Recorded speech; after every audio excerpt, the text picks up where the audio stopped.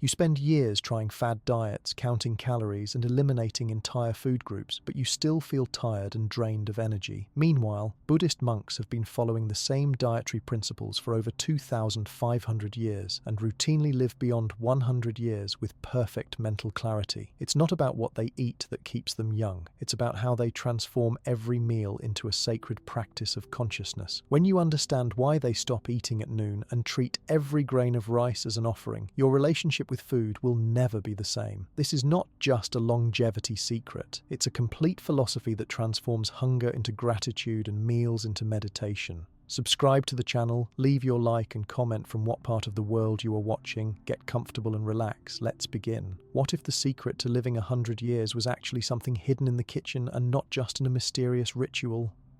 When you think about Buddhist monks and their reputation for living extraordinarily long and healthy lives, it's easy to picture peaceful monasteries, morning meditations, and ancient texts. But the heart of their longevity goes way back, rooted literally in what they eat and, just as important, how their meals are chosen and consumed.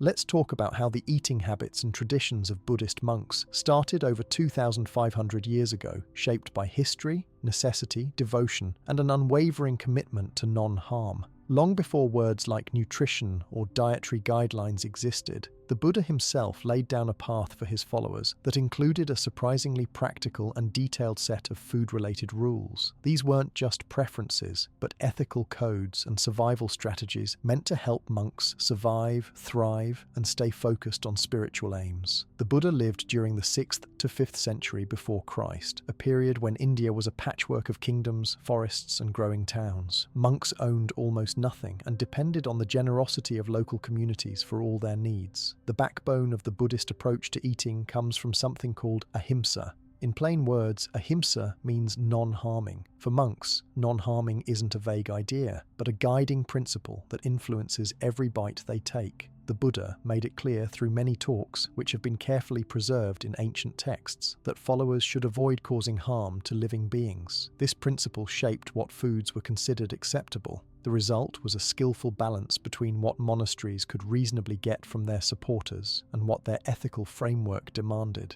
Daily life for the earliest monks was simple. In the morning, they would walk with bowls through nearby villages or neighborhoods, silently accepting whatever food was offered. Sometimes that might mean a humble meal of rice and water. Other times they might receive vegetables, fruits, or a sparse soup. Nothing fancy, nothing chosen for pleasure or indulgence. Meals were about sustenance and spiritual practice, not enjoyment.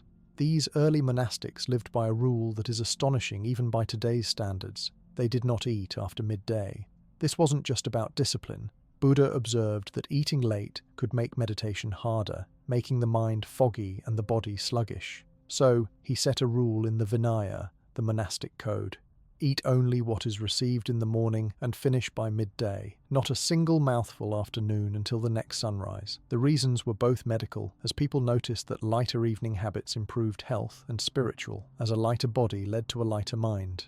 Meal schedules aside, there were many details about what could or could not go into a monk's bowl. Early Buddhist texts suggest that whatever was offered had to be accepted without preference. If a supporter gave fruit, the monk accepted fruit. If it was rice, he accepted rice. If, on rare occasions, it was meat, and it was made clear that the animal was not killed specifically for the monk, some traditions allowed monks to accept it. Over time, especially as Buddhism spread eastward into lands with rich vegetarian cultures like China, vegetarianism became much more tightly linked to Buddhist identity. Communities adapted these ancient rules in line with their own values and local conditions, but the core remained. Food is first and foremost a gift, not a right to be used for spiritual progress only. As Buddhism spread, local circumstances made adaptations necessary. The climate, what grew well, what people donated, and what was easily digestible all factored into what ended up on a monk's plate. In northern climates or places with limited food diversity, monks sometimes ate eggs or dairy. In other regions, like parts of Southeast Asia, monks mostly ate what people in the villages around them grew, which was often mainly rice, beans, and seasonal vegetables. Across all places, though, the act of eating was tangled up with clear, mindful intention. Every meal was both a gift and a responsibility. The discipline wasn't just about what to eat, but also about how to relate to food. When a monk received his meal, it was common to pause, reflect, and dedicate gratitude to both the giver and the ingredients. He was taught to ask himself, am I hungry because I want to nourish my practice, or am I just wanting sensory pleasure? The focus was nourishment, not satisfaction or desire. This tradition trained monks to notice the fine line between need and want. Interesting stories from Buddhist history drive home how central food ethics have always been. There are accounts of monks making do with what the community had, even during times of famine. There's an old story about how, in times of shortage, monks learned to make a gruel from rice husks and foraged greens rather than take more than the poor villagers could spare. When richer foods appeared, it was a reminder of impermanence. The good times and the bad times would both pass. The vegetarian question became especially central along Buddhism's voyage into different cultures. In India, the tradition included the possibility of receiving non-vegetarian foods, as long as the monk was not directly responsible for an animal's death. When Buddhism reached China, compassion for animals became such a priority that rules were revised, making vegetarianism almost universal for monks. Tibetan monks sometimes had little choice but to eat meat in harsh climates where plant foods were scarce. Even so, the common thread remained. Food was sacred, meant to support clarity and kindness, not excess or harm. Buddhist dietary practice was also a means of binding communities together. By living solely off what was given, monks embodied humility and non-attachment, while supporters cultivated generosity. The act of giving food was a spiritual practice for villagers as much as eating mindfully was for monks. When a layperson filled a monk's bowl, he didn't just provide calories, but helped fuel what was believed to be a path to enlightenment for the whole community. Both sides participated in a beautiful web of giving and receiving, nurture and gratitude. Ancient Buddhist texts detail an impressive list of foods allowed and not allowed. There are stories in the Pali Canon and Mahayana Sutras exploring everything from how much salt should be added to rice to the specific times food could be stored and reheated. These weren't arbitrary quirks. In a time before refrigeration, careful storage and eat fresh rules literally helped prevent disease outbreaks in the increasingly crowded monastic environments of ancient India and Sri Lanka. Not eating after noon is a rule that is still observed by Theravada monks today. This isn't just a spiritual thing. Science now tells us that long breaks between meals, called intermittent fasting, may reduce inflammation and help repair cells. So something that started as a way to sharpen the mind and keep the body light ended up with a real-world health payoff too. But monks didn't do it for health. Health was just a side benefit of a life geared towards mindfulness and discipline. Monastic meal routines also served practical functions beyond spiritual and nutritional health. In the days when food was only available via alms rounds, and there was no guarantee of abundance, the early Buddhist communities discovered the benefits of eating simply, gratefully, and in sync with nature's cycles. Over several centuries, new daily rituals evolved. Chanting before meals to focus the mind and recite gratitude, sharing what was received equally among all, and setting aside portions for the old, sick, or guest. These deeply social and ethical meal customs date straight back to the Buddha's original vision of a harmonious, interconnected community. Buddhist dietary rules and habits have displayed a remarkable flexibility and adaptability without losing their core principles. They evolved through encounters with entirely new worlds as monastic groups moved from India to China, Japan, Tibet, Southeast Asia, and even further afield. Each new region brought fresh challenges: the growing season, the generosity or poverty of villagers, the types of staple crops, and even the taste preferences or health needs of the broader society. Buddhist communities responded not by clinging to fixed menus, but by clinging to the deeper principles of non-harming, humility, moderation, and mindfulness. The modern view of Buddhist monks as models of longevity and well-being is shaped by medical research, but those ancient wisdom practices were less about the latest diet trend and more about a relationship to food shaped by gratitude, restraint, and awareness.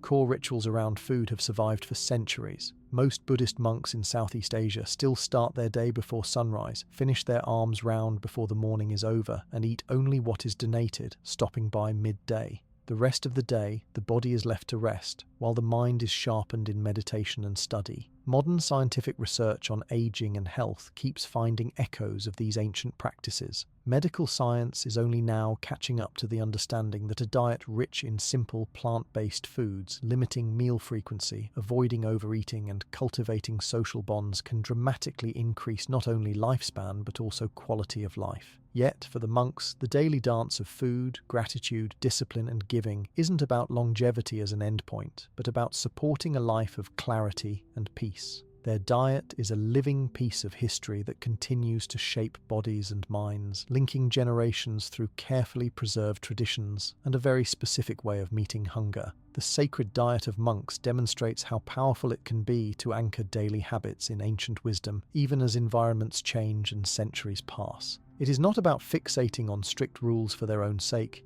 but about adapting with clear priorities: non-harming, humility, gratitude, and community sharing.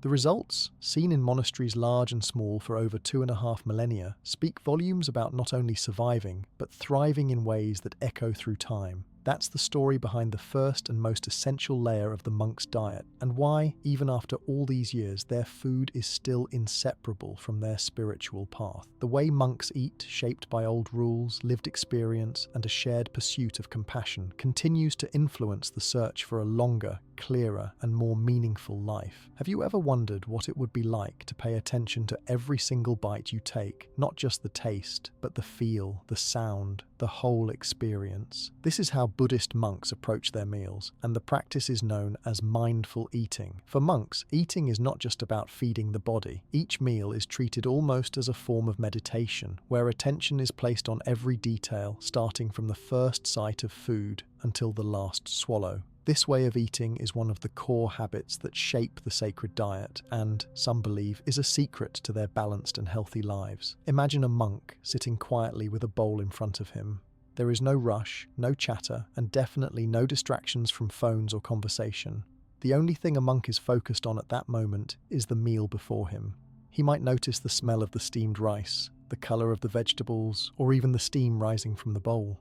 When he lifts his first spoonful, he is not lost in thought about yesterday or worried about what will happen later that day. Every sense is engaged in the act of eating, and his only goal is to fully experience and appreciate it. This habit did not appear suddenly. Buddhist teachings, stretching back more than 2,500 years, have always seen eating as more than a daily task. From ancient times, monks were trained to notice the whole process. This starts even before the meal begins, as monks usually receive food as alms, donations from the local community. Receiving food with gratitude is the first step, which already slows down the pace and brings attention to the present moment. Once a monk is ready to eat, a short pause is usually taken. This moment is not for a formal prayer, but to become aware of where the food came from, who prepared it, and how it will nourish the body for practice and meditation. When monks start their meal, they purposely eat in silence. There is no small talk or gossip at the table. The silence is not just a rule, it creates the space to notice what is happening while eating. Every bite is chosen with awareness. A monk not only tastes what is on the spoon, but also feels the texture, temperature, and finds out if the food is crunchy, soft, warm, or cool. Chewing is often done slowly, paying attention to the way the food changes in the mouth, the way it breaks down,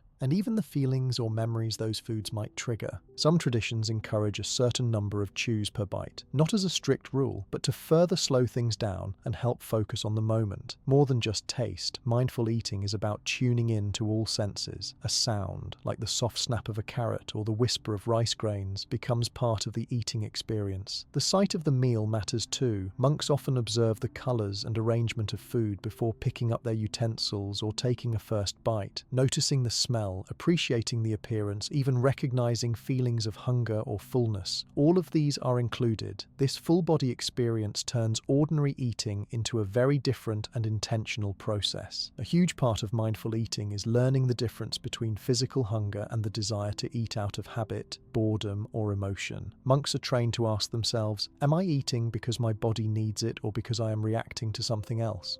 This question, which may sound simple, actually changes how they relate to food. Once you start asking it every day, it gets easier to tell the difference between true hunger and the urge to eat just because food is there or because you're distracted. Mindful eating is not, however, a rigorous or forced activity. It is not about ignoring the pleasure of eating or turning a meal into a test of discipline. It is about being honest and clear about what is happening as you eat. If the food tastes good, monks notice that and appreciate it without clinging to it. If the food is bland or even unpleasant, they notice that too, but do not let it affect their mood or sense of gratitude. Everything is accepted as part of the process, making meals steady and peaceful, rather than a roller coaster of likes and dislikes. Another key part of mindful eating is gratitude.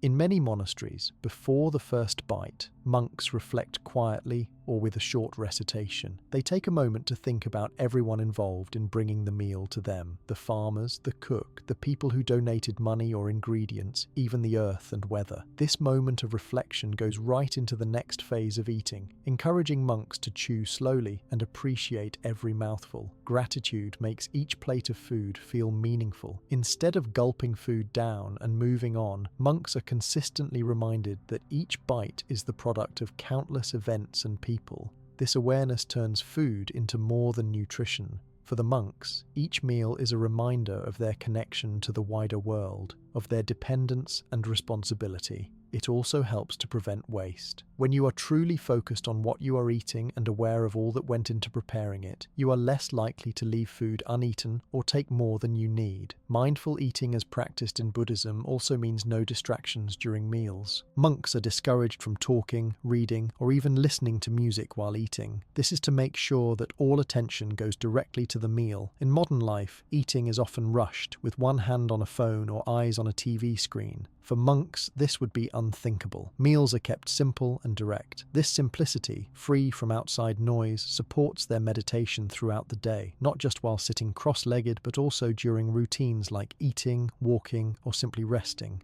Many monastic communities even encourage a fixed place for eating, such as a particular hall or quiet outdoor space. Sitting in the same place helps reinforce the habit. It builds a sense of routine, and that regularity itself can help the mind settle quickly into a state of calm and presence. Mindful eating also works as a natural solution to overeating. By eating slowly and paying attention to how the body feels, monks become familiar with the point where their hunger ends. This cuts down on the chances of eating too much or too fast, which can lead to feeling heavy, sluggish, or uncomfortable later on. Buddhist teachings often remind monks to stop eating as soon as they feel 2/3 full. The thinking is that a comfortable, not stuffed body supports both health and meditation. Digestion also benefits from this way of eating. When eating quickly or without attention, it is common to swallow air or rush through chewing, which can make digestion harder. Taking time with each bite gives the digestive system a chance to operate smoothly, as food is better broken down and the signals between stomach and brain are clearer. If monks notice discomfort or a full feeling, they stop, respecting the signals of their own bodies. In some monasteries, eating is scheduled at the same times each day, and the meals themselves rarely change drastically in content. Repetition is not boring for the monks. It is a chance to deepen their focus. When you have rice or simple soup day after day, there is even more space to notice small details. A slightly crunchier grain, a warmer soup on a cold day, or a seasonal vegetable that suddenly appears. These minor variations keep meals interesting and further enhance appreciation. Another overlooked aspect is how eating mindfully creates harmony in shared spaces. Since monks often eat together in silence, everyone naturally syncs up in pace and attention. Fast eaters slow down, and those who might get distracted learn to stay steady. The quiet of a monastic dining hall is peaceful, with only the gentle sounds of utensils and soft footsteps, creating a unique kind of unity among everyone present.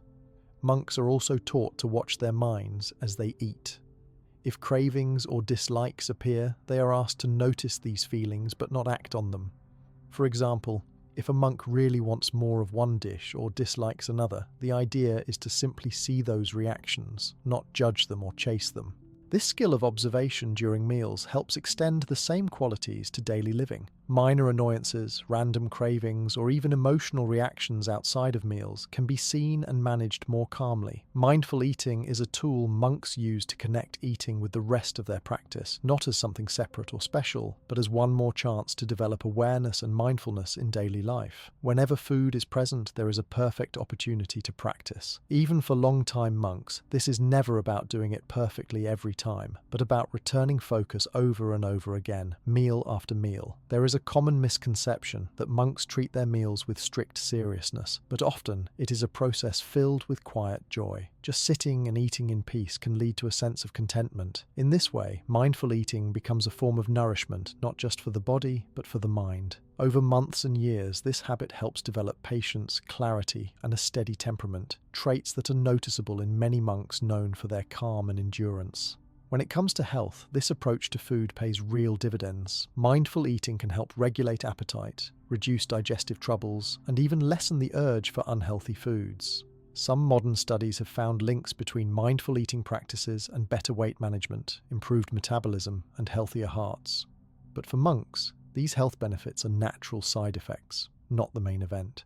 Their focus is to return again and again to the simple act of eating as fully as possible, right now. It's also worth mentioning the effect mindful eating has on appreciation for even the simplest food. Many monks will say they feel deeply satisfied eating plain rice or a handful of fruit. Because they are focused, even simple meals can be enjoyable. If you are paying attention, you do not need extreme flavors or fancy recipes to feel satisfied. Satisfaction comes from being present, from gratitude, and from eating only as much as the body needs. For monks living in communities with limited food options, this habit becomes crucial. Sometimes meals are repetitive and ingredients are basic. But rather than getting bored or frustrated, monks are encouraged to see this as a new challenge for mindfulness. Each time, there is a chance to spot something just a little different, or to experience the meal in a new way. Seasons change, donations shift, and tastes develop, so even the simplest diet never stays entirely the same. Monastic communities have worked to keep these mindful eating practices alive, even as Buddhism spread to new countries and different food traditions.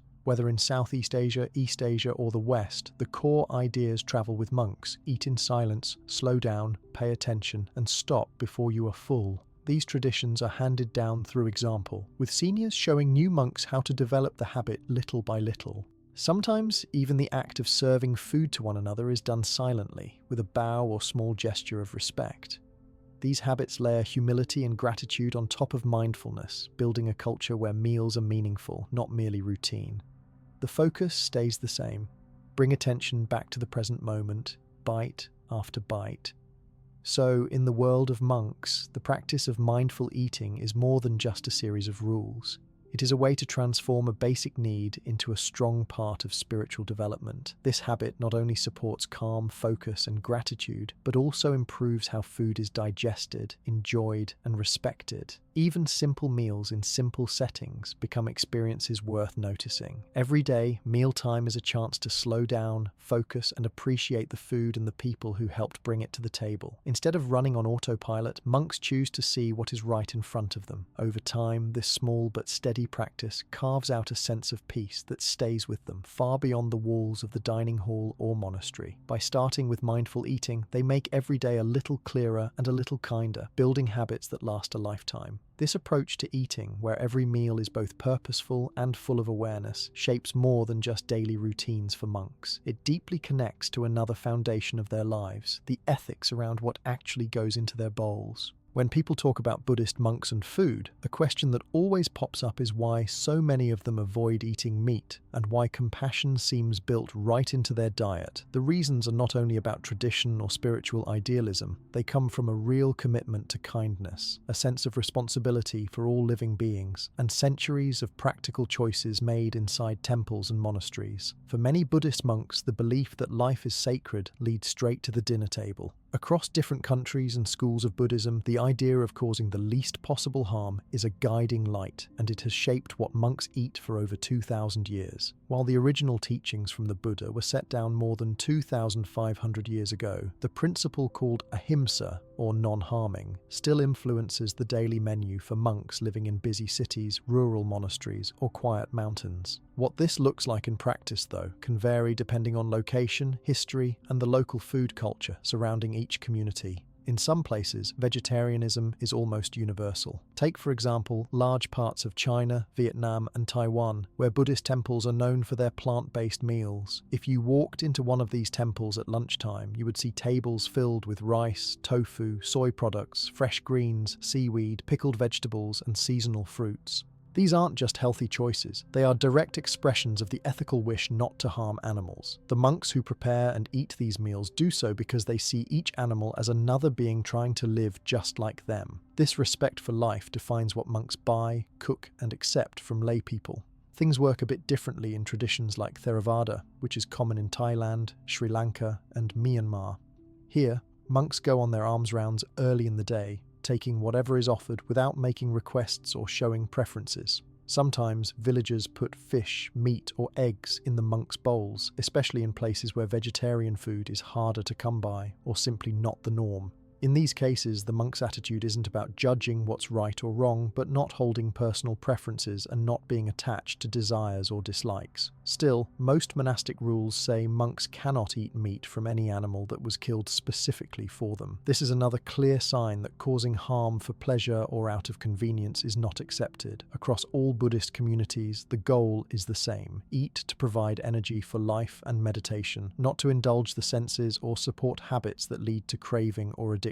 For this reason, even when meat is allowed, monks are encouraged to eat simply and mindfully, always remembering that their diet is part of a broader ethical commitment, not just a personal lifestyle. This approach is very different from the way a lot of people think about food. Rather than deciding based on personal beliefs or what's trending, a monk relies on centuries-old guidelines, shared values, and a clear understanding that each meal is a choice affecting not just their bodies, but also the wider world of people, animals, and nature. You also see a strict approach to vegetarianism in Japanese Zen monasteries. Here, the style of cooking known as Shojin Ryori was developed centuries ago. These temple kitchens are known for turning the humblest ingredients into meals that are balanced, beautiful, and deeply respectful of life. Monks usually cook for themselves and for visitors, using soy, mushrooms, root vegetables, and wild plants, mainly those that are in season. Meat, fish, onions, and garlic are left out, not only as a rule, but to avoid foods believed to disturb the mind or body. For Tibetan Buddhism, things have always been a little more complicated. Living high up on the plateau, crops are limited and winters can be harsh. For centuries, monks in Tibet have relied on barley, butter tea, and what animal products were available because that was what the land offered. However, there is still a deep desire to avoid unnecessary harm, and many recent leaders have encouraged vegetarianism wherever possible. Sometimes monks use their food choices as a teaching moment, sharing with lay people why and how to reduce harm, even when full vegetarianism is tough due to geography or culture. It's important to know that for monks, being vegetarian is not about personal health fads or denying themselves pleasure for no reason. Instead, it's tied right back to a sense of compassion and responsibility for the world around them. When monks avoid meat, they do so to put into practice the teachings of loving kindness, called metta.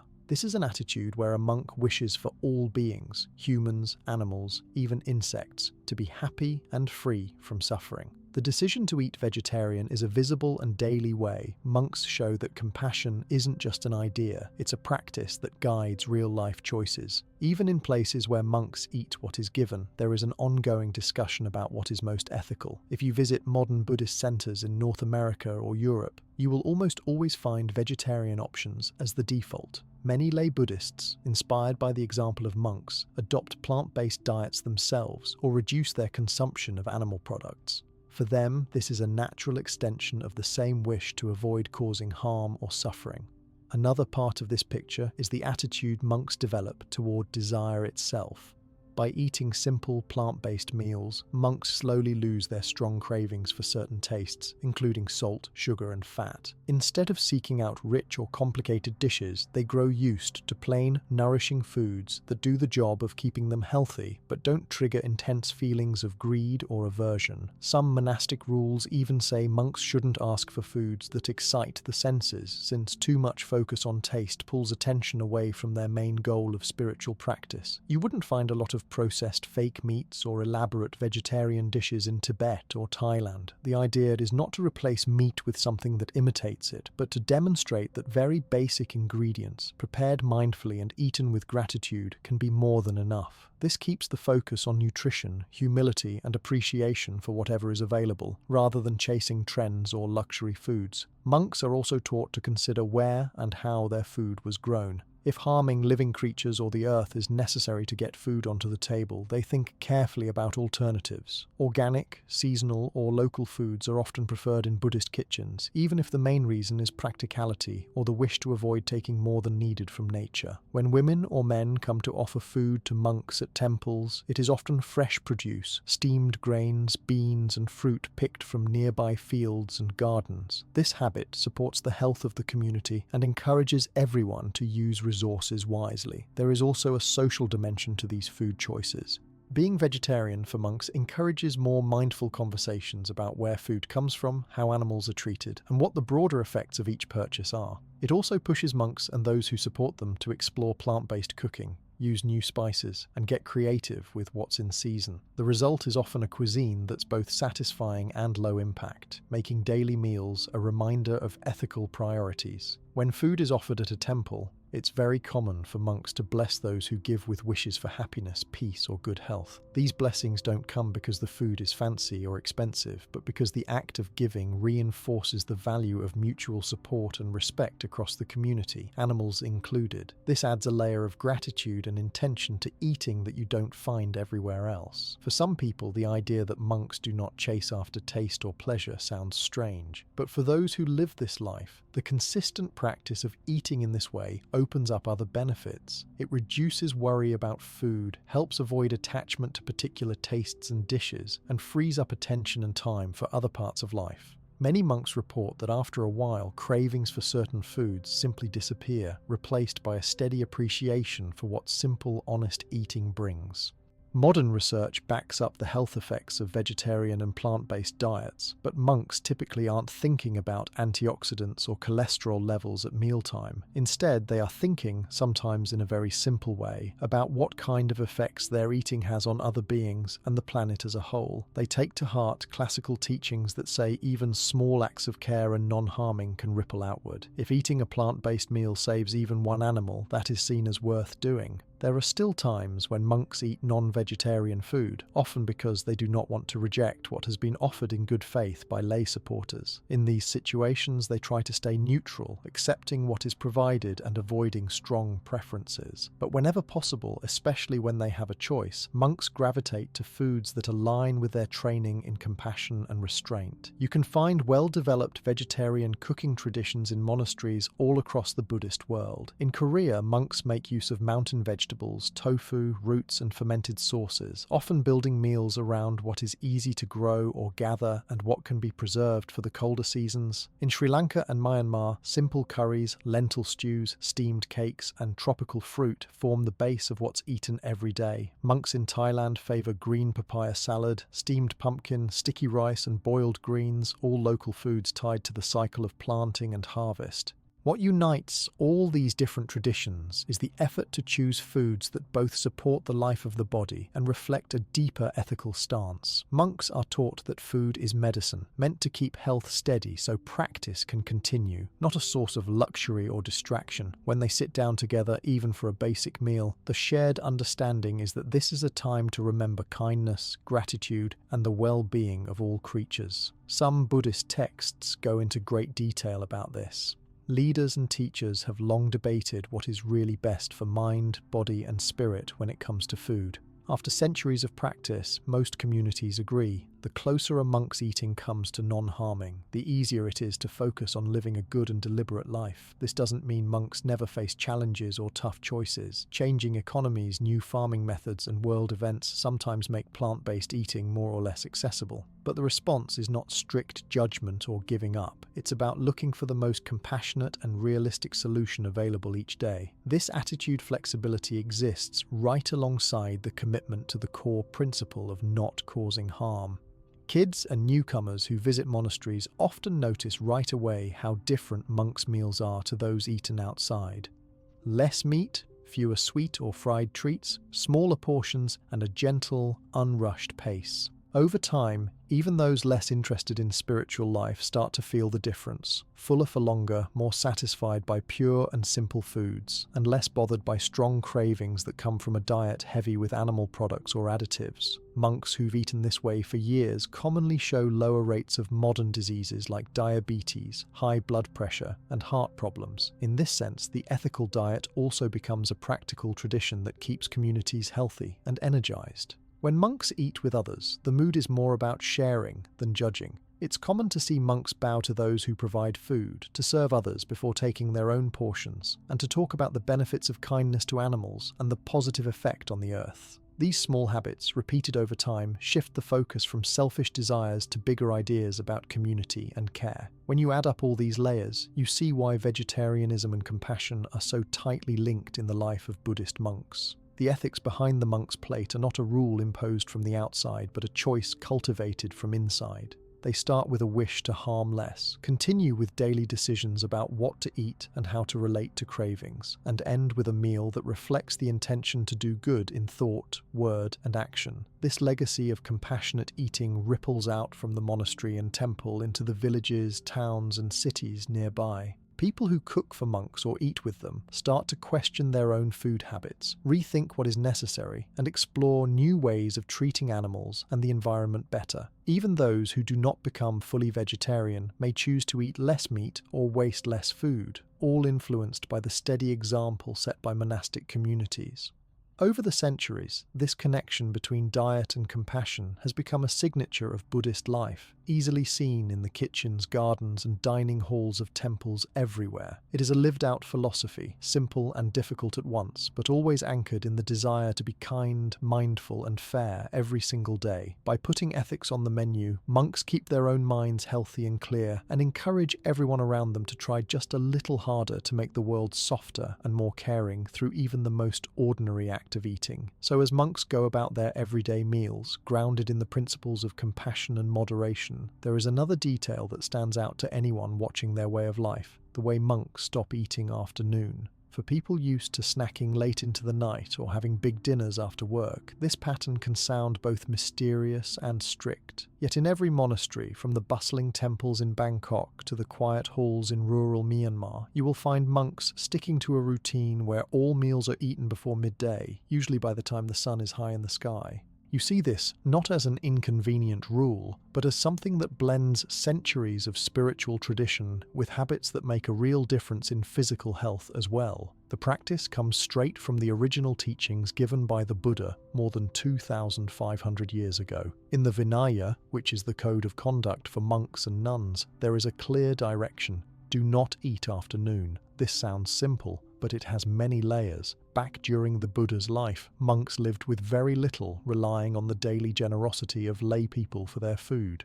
Finishing meals by midday wasn't only a spiritual exercise, but also fit naturally with their lifestyle of wandering, meditation, and having no means to cook food after the sun went down. In those days, early mornings were used for collecting alms. Villagers or townsfolk would give simple food, and by the time everything was finished and shared out in the monastery, it would usually be late morning. Eating early was simply practical, and over hundreds of years, this timing became a core element of monastic discipline. If you visit any Theravada Buddhist country such as Thailand, Sri Lanka, Laos, or Cambodia, you will see monks often begin their day well before sunrise, heading out barefoot to receive food from villagers. Some return by 7 or 8 in the morning, some as late as 10, depending on the size of their route or the number of villages visited. When they come back, there is a short pause to gather together and share the food. No monk gets more or less than the others.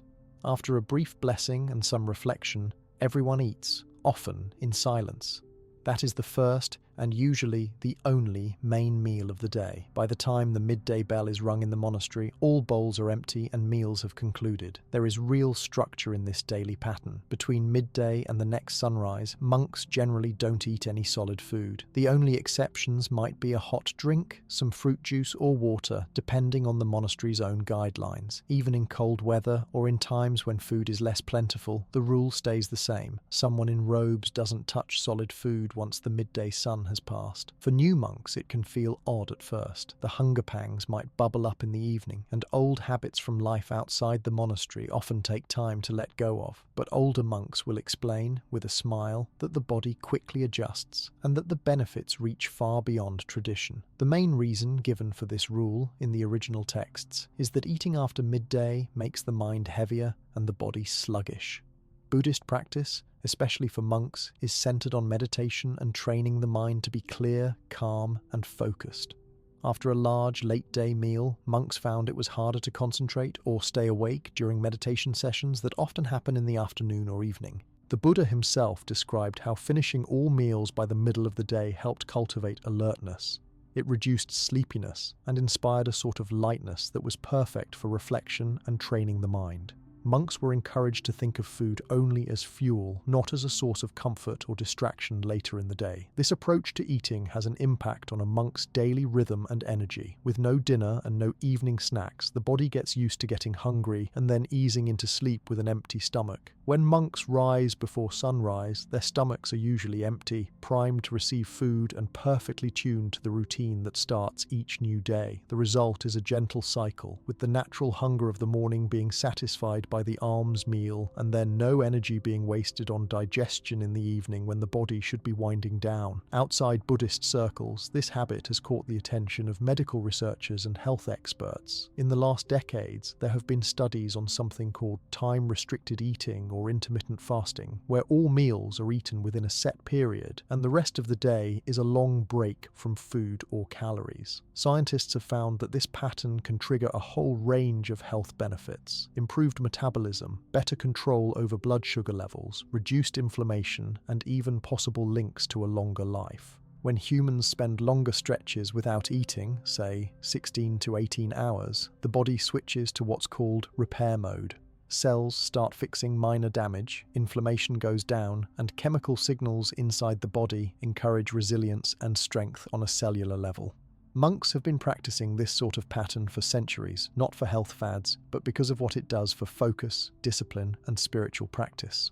The overlap with modern science is accidental but fascinating. When monks eat all their food before midday and abstain from solid meals until sunrise the next day, their bodies naturally fall into this cycle of fasting and feeding. Some monks report clearer sleep, sharper meditation after dusk, and a general feeling of being more in touch with signals of hunger and fullness, instead of snacking out of boredom or stress.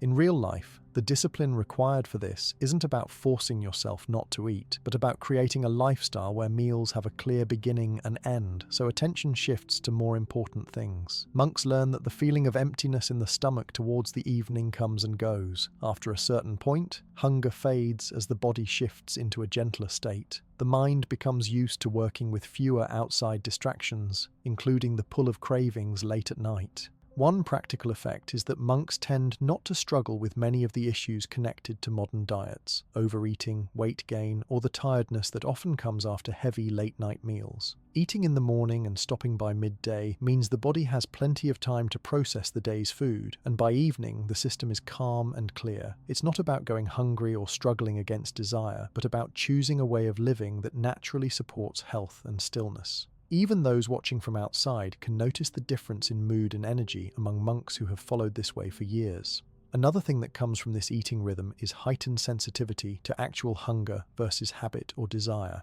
Monks become very good at telling the difference between true signals from the body, actual hunger that comes when the body needs fuel, and mental hunger, which is the desire for a treat, a distraction, or comfort. This clarity helps reduce unnecessary eating and makes moments of real physical hunger more noticeable and satisfying. When you only eat during a window of a handful of hours between sunrise and midday, every meal becomes something to appreciate, not take for granted. Of course, sticking to this routine requires a supportive environment. environment. Monks generally live in communities where everyone follows the same tradition, so there are no tempting smells of food in the evening, noisy kitchens, or midnight snacks to break the mood of discipline. When visitors or lay supporters bring food to the temple, they are instructed to do so early before the midday bell. The whole community, monks, novices, visitors, works together to preserve this structure because they see it as key to a peaceful mind and a healthy body. Even guests and retreat goers at monasteries are asked to observe the rule, both as a mark of respect and to share in the benefits. But there are still exceptions, and common sense comes first. Sick monks, elders, or those taking medicines may be allowed to have a little something in the evening, sometimes in the form of medicinal drinks or very light food. The main rule is not about following blindly, but about holding to the principle as far as it supports both the health of the body and the clarity of the mind. Flexibility is used only when it helps maintain well-being, never for casual reasons or convenience. The real-world results of this discipline show up in various ways. It is rare to see a monk suffering from issues connected with overeating or late-night meals. The rates of modern illnesses like obesity, type 2 diabetes, or metabolic syndrome tend to be much lower in monastic communities that keep to early eating schedules, especially in places like Sri Lanka or rural Thailand. Older monks, in particular, describe having consistent energy throughout the day, sleeping easily at night, and waking with a natural appetite for each new dawn. Lay people around monastic communities also feel the effect. Many older Buddhist lay followers try to follow a similar pattern, at least on holy days, eating before midday and then giving the body a rest from food until morning. They report lighter sleep, less bloating, and a peaceful mind in the evenings, something that is getting rarer in the modern world of late-night eating and artificial light. One overlooked point is how this schedule can make food sharing more meaningful. When every meal is a once-a-day affair, coming together at the table, breaking bread or sharing rice becomes much more significant. There is a sense of being present, of paying attention, and of truly appreciating what's received. Monks who may have just one main meal put much of their focus on gratitude and awareness, so nothing is wasted and every bite is chewed with attention. Some Buddhist communities, especially those living in colder climates or modern urban settings, have adapted the exact hours to suit different circumstances. For example, Tibetan monks facing long winters might need more flexibility when harvests are thin, while modern city temples with schedules tied to supporters' working lives might move the window of meals a little, but still aim to finish eating as close to midday as possible.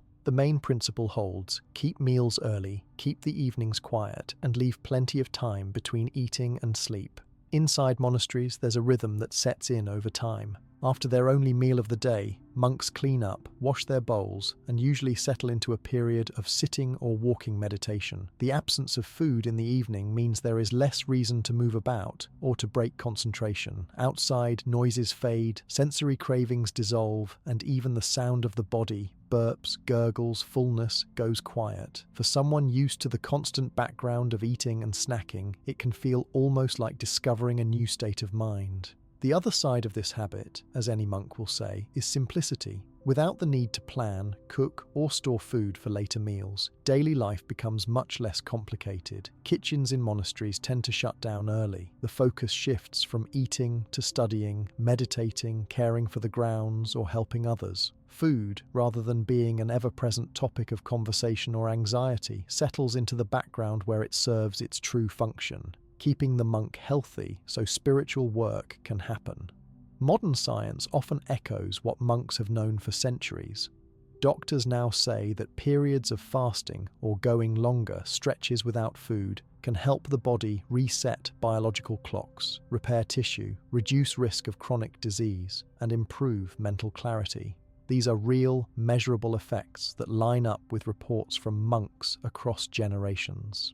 Still, in the monastery, the purpose is always clear. Clarity of mind first, harmony of body second. Newcomers, or those just starting monastic life, might struggle a bit in the beginning. The change in energy, the different schedule, and even the persistent expectation from outside the monastery to join in dinners or snacks take some adjustment. But with guidance from senior monks and support from the group, most settle into the new pace after just a few weeks. Many end up saying that eating just once or twice before midday becomes second nature, and that the feeling of fullness from large or late dinners is soon replaced by a new, steady energy. Children and lay people often find the tradition peculiar at first, especially when visiting or spending time in monastery settings, but after observing for a while, they often comment on the sense of focus, contentment and freedom from constant hunger or cravings. Monks explain that once the habit is set, late-day hunger almost disappears, replaced by a steady calm and a regular signal from the body when actual nourishment is needed.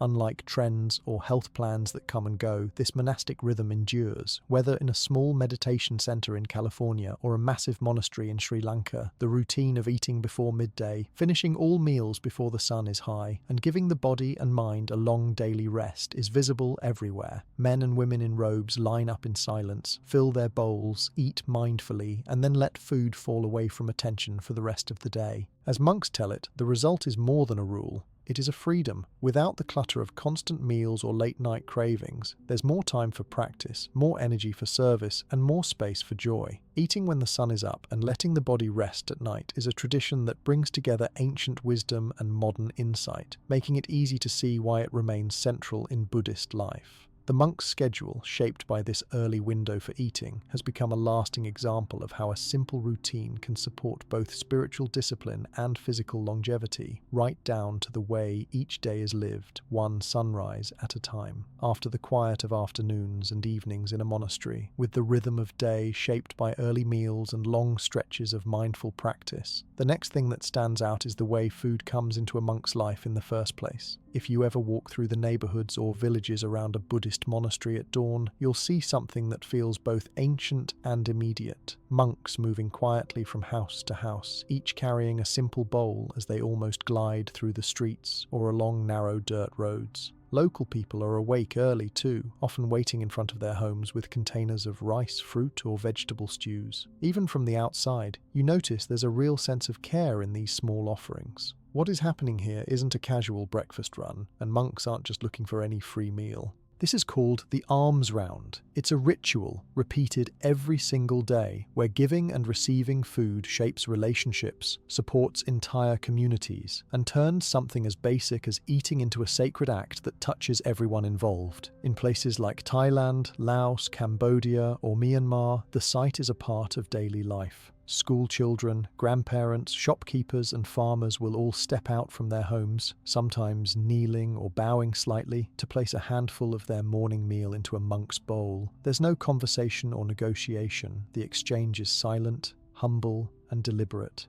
Inside the monastery, food doesn't just appear on the table. Every grain of rice, each piece of fruit, and every spoonful of curry is treated as a gift, not a guarantee. Monks live by the principle that nothing is to be taken for granted. The act of receiving food is filled with gratitude because their next meal is not something they earn through work, but is offered from the goodwill of others. As soon as a monk receives food, he takes a moment to recognize this. This moment, sometimes a quiet pause, sometimes a short ritual or a traditional chant, is not only for blessing the food but also for setting the intention that the nourishment will be used for practice, health, and maintaining their daily duties. For Buddhist monks, food is never just a source of energy. It's a connection to everyone who is part of the chain that brought it from field to kitchen to bowl. All of this transforms the daily meal into something bigger than just a routine or personal pleasure. Both sides of the exchange, the layperson who offers and the monk who receives, see it as a sacred meeting. The layperson gains a sense of merit, a word in Buddhism for the positive energy created by acts of kindness, which is believed to bring good fortune and peace of mind.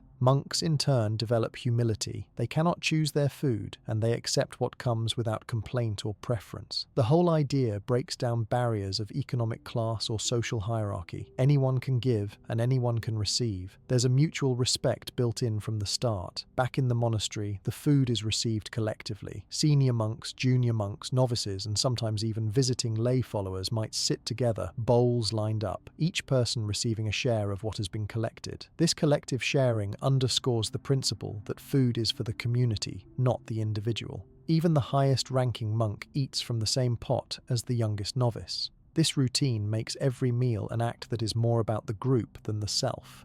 Younger monks will often serve elders first, reinforcing respect and the value of care within the community. Before eating, there's usually a short pause. Sometimes it is a single breath. Other times, it's the chanting of a mealtime reflection.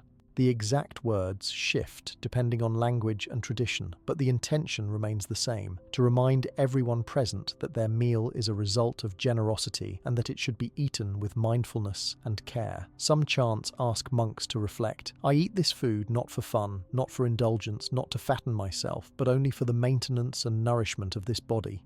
This little declaration may seem formal, but for monks it's important. It's a kind of daily reminder not to take the meal or the support of the community for granted. The atmosphere in a monastery dining room during a meal is unlike almost any typical restaurant or family kitchen. There is usually silence or very quiet movement.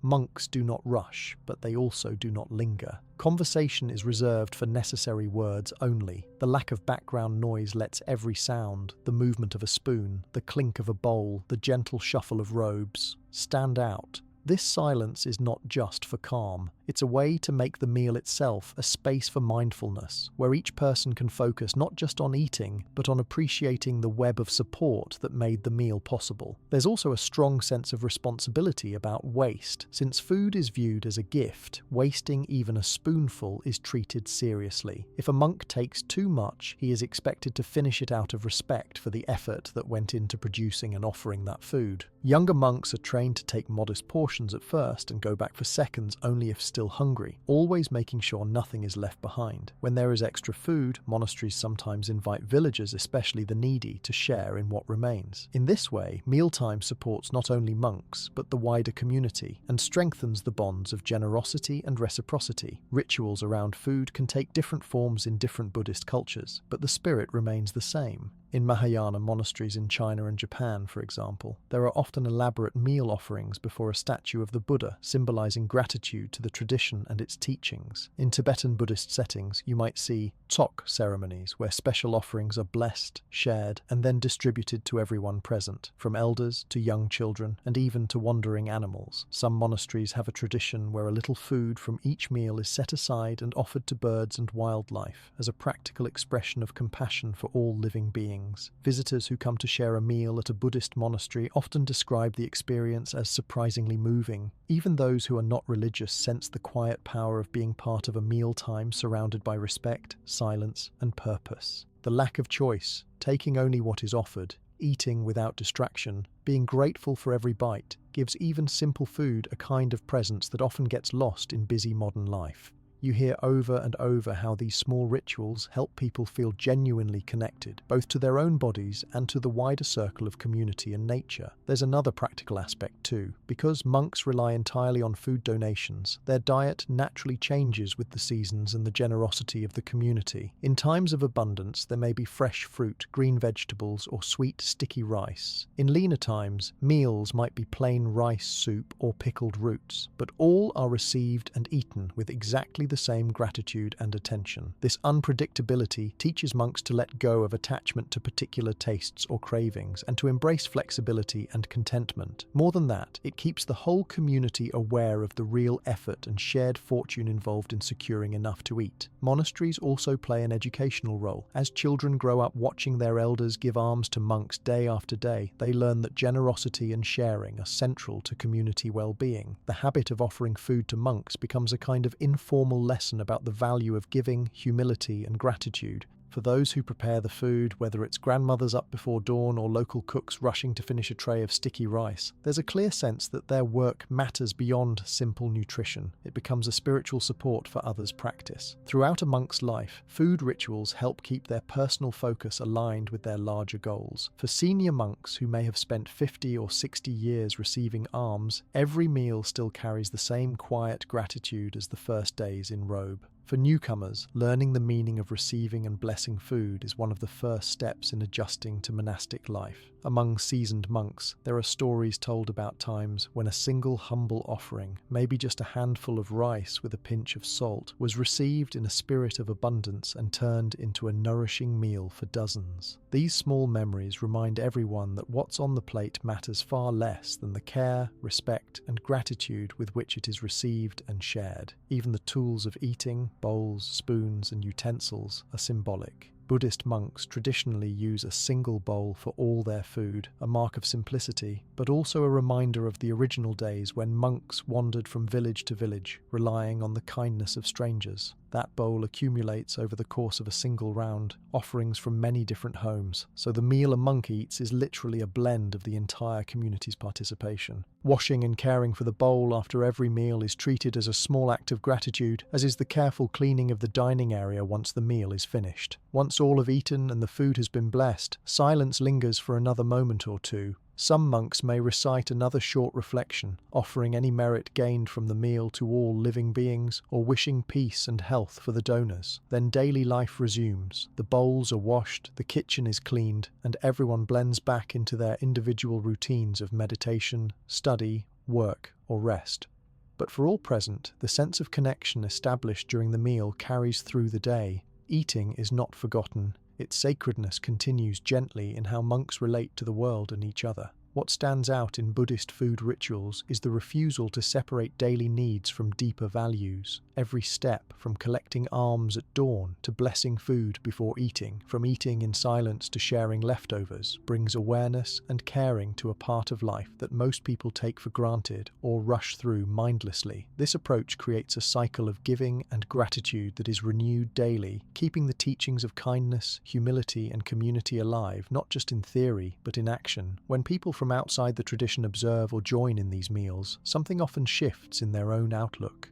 Many say they leave with a changed attitude about food, not just what they eat, but how they eat it, where it comes from, and who helped prepare it. Some start to notice and value even their own simplest meals, or feel inspired to waste less and share more. This is how the ritual of food offering stretches beyond monastic walls. By making eating a sacred act, it subtly encourages everyone to live with more respect, gratitude, and purpose every single day. So from the earliest light of dawn to the last grains cleared away at midday, food in the lives of Buddhist monks is carried by ritual, gratitude, and the unbroken thread of connection between giver and receiver.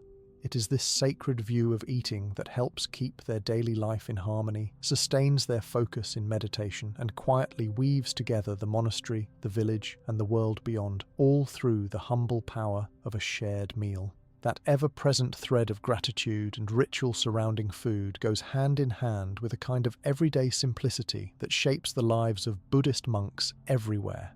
Whether you are watching a breakfast preparation in a remote Thai forest monastery, a communal lunch in a Sri Lankan temple courtyard, or the quiet routine in a Zen center on the Japanese coast, you'll quickly see that monks consciously keep what they eat very simple. Their diet almost always steers clear of rich, luxurious, or overly complicated dishes, and there is a clear pattern to what is served, how much is given, and the whole mindset around eating. Take a close look at what goes on the plate. In most monasteries, the most common foundation is rice, steamed fresh at dawn and dolloped into bowls. To this, there are usually a few sides, perhaps boiled, stir-fried, or steamed vegetables depending on the season, a small portion of beans or lentils, maybe a mild vegetable curry, and sometimes some pickles or sliced fruit when available. You will not find heavy sauces, long ingredient lists, or dishes that take hours to prepare. Even where cuisine outside the monastery might be celebrated for bold flavors and elaborate recipes, the monk's kitchen remains practical. The focus is to fuel daily needs, not to chase pleasure or impress anybody. Fruits and vegetables are favored for their freshness and nourishing qualities. The aim is never to turn food into a highlight of the day, but simply to keep the body going strong, the mind steady for meditation, and to prevent any kind of attachment or craving. When a banquet happens, perhaps at a festival or if the local community brings something special during a celebration, monks still maintain moderation. They will eat a small amount, show gratitude, but avoid excess. Even in festive seasons, you will see monks keep to their normal portions, unaffected by temptation. There is a practical side as well. Many monasteries operate on very limited resources. Donations from the surrounding village or town arrive each morning, and monks must make do with what is given. Since they do not buy or store extra food for personal use, they naturally become skilled at stretching simple ingredients, using leftovers, and sharing equally. The menu adjusts to what is available, so there's less pressure to hunt for special ingredients or cater to personal tastes. Simplicity goes far beyond the food itself. In how they sit and eat, the rules are plain. Monks use a single bowl, maybe a spoon, and little else. Everything is washed, reused, and handled carefully. This not only keeps things practical in busy monastic life, but it also prevents distraction. The focus stays on the act of eating, not the tools or the setting. Even the dining area is kept plain, rows of cushions or benches, no decorations, and very little to pull attention away from the mindfulness developed over a lifetime.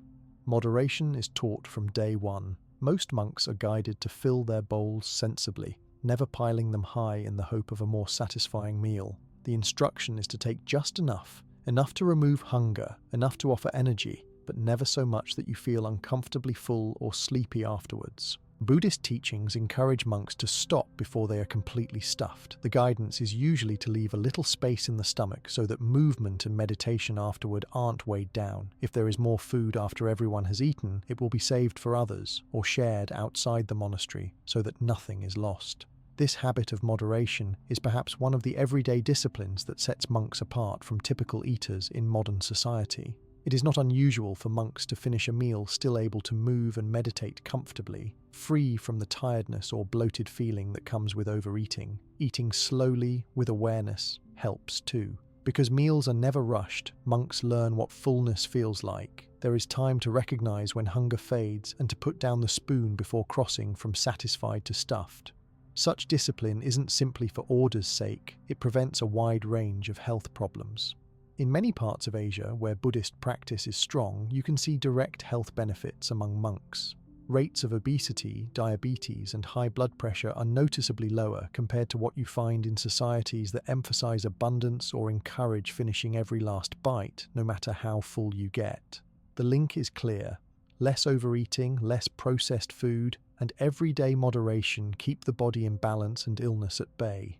The simplicity and moderation in monastic diets also help with other forms of discipline. Because the mind isn't constantly distracted by new tastes, complicated meals, or cravings for rich, indulgent foods, it becomes easier to stay focused during work, chores, or meditation. Monks talk about how simple eating habits bleed into other parts of life, making it easier to be content with basic clothing, living spaces, or even just a quiet day's routine. There is less time spent on shopping, cooking, or cleaning, and more time to develop kindness, mindfulness, and a true sense of community. Another part of this diet is awareness of food's effects on one's energy throughout the day. Because meals are eaten early and the menu is predictable, the monks get a strong sense of what helps or hinders their practice.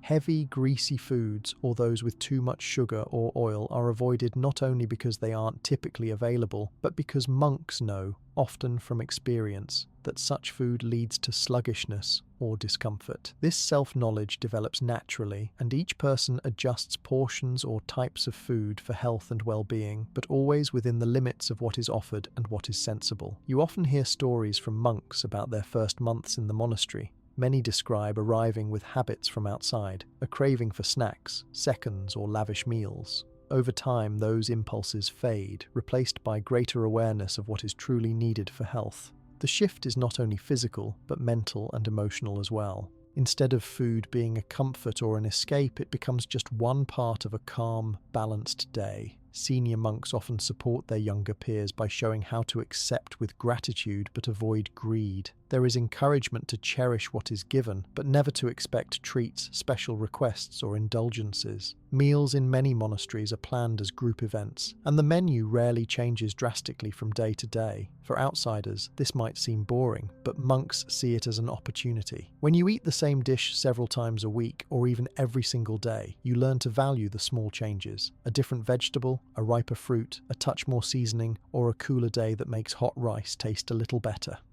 This simplicity strips away distraction and lets monks focus on their true purpose, practice, study, or community service, without getting caught up by food cravings or comfort eating. Even the process of preparing food reflects this same principle. Often, supporters from the village or community assist with cooking, bringing their own favourite simple recipes. They come with what the season allows, whether it is a basket of greens, some squash, or a pail of beans. Monks may help wash, chop, or steam, but the recipes remain unchanged. A handful of vegetables, a grain or two, and perhaps a light broth or herbal tea. No one worries about trends or the latest superfood. Instead, the energy goes into making do, not making more. This way, monks learn a direct relationship with food and nature. When the rains come, greens grow and the menu shifts. When the sun is hot, there might be more fruit. When life is lean, everyone shares in whatever is available, and meals remain steady and sufficient without excess. This direct link to what the earth offers naturally encourages gratitude, but also makes it nearly impossible to overeat or waste. Simplicity and moderation are also powerful teachers. They encourage monks to know themselves, what triggers desire, what true hunger feels like, what contentment really is. As a monk grows in this routine, the ups and downs of craving become less intense, replaced with a more even mood and steadier energy. Over time, it becomes natural to reach for just enough and to feel good walking away from the table, ready for the next moment, not just the next bite. In difficult times, when food is scarce or the community faces challenges, this approach pays off double. Monks are never thrown off by a missing dish or smaller meal. They accept what comes, adapt, and focus on the gratitude for what is present. This calm approach means fewer disputes in the kitchen, more smiles at the table, and steadier nerves during seasons of change. Because monks do not cook for themselves, justify cravings, or go looking for snacks, there is also less energy wasted on longing for what is not present. Even celebration meals stick to the same ideas: a little of whatever is available, shared equally, eaten slowly, and used as a way to connect, not to indulge. When something special is offered, it is received with thanks, but the core routine does not shift. The structure also naturally limits opportunities for unhealthy choices. Monasteries do not keep pantries stocked with desserts, chips, or processed food. There are few, if any, sugary drinks. Instead, tea is common, along with plain water. Perhaps a light herbal brew made from local plants. Sweets are usually seasonal fruit given by supporters, or a tiny portion of a traditional treat during festivals. That's about it. Without temptation, discipline comes easier, and habits build naturally.